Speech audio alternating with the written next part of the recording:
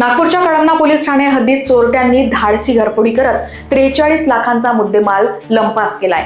घरबंद असताना अज्ञात चोरट्यांनी कुलूप तोडून रोख रक्कम, सोन्याची दागिने, आयफोन व ऍक्टिवा गाडी चोरली।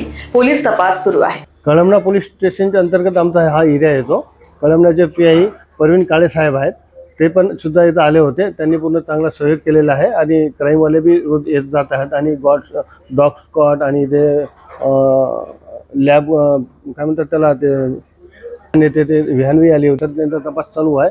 21 तारखेला रात्री हे घटना घडलेली होती। 21 तारखेनंतर त्या सकाळी आम्हाला माहीत पडलं आणि माहीत पडल्यानंतर आम्ही सर हे पोलीस लोकांना सर सांगून कॉल करून बोलावून सांगितलं अशी घटना घडली आहे आमच्या घरी, आमच्या नातेवाईकाच्या घरी।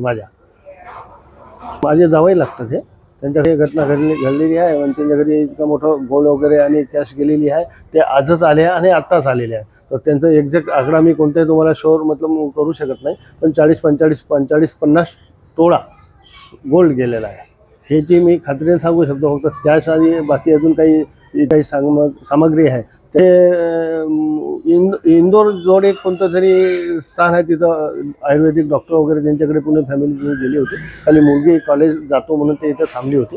ते इथं रात्री थांबली नव्हती मुलगी, ते आपल्या मामाच्या घरी आमच्याकडे थांबलेली होती। 304 लोक असले पाहिजेत, कारण ते जो लॉकर आहे, कपाट आहे, ते लगभग मला वाटतं 40-50 किलोचा वजन असेल। ते 1-2 माणसं उचलू शकत नाही आणि ते आमची ॲक्टिवा सुद्धा नवी घेऊन गेलेले आहेत।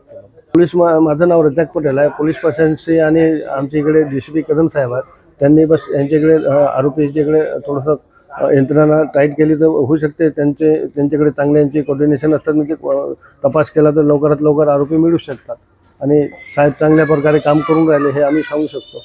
आणि नाही हे शिक्षक कॉलनी भरतवाडा रोड म्हणतात त्याला, बस इतकंच आहे। भारतनगर कळमना पोलीस स्टेशनच्या अंतर्गतच येतो। लोकवाहिनी मीडियासाठी विशाल बंबडवार यांची रिपोर्ट, नागपूर।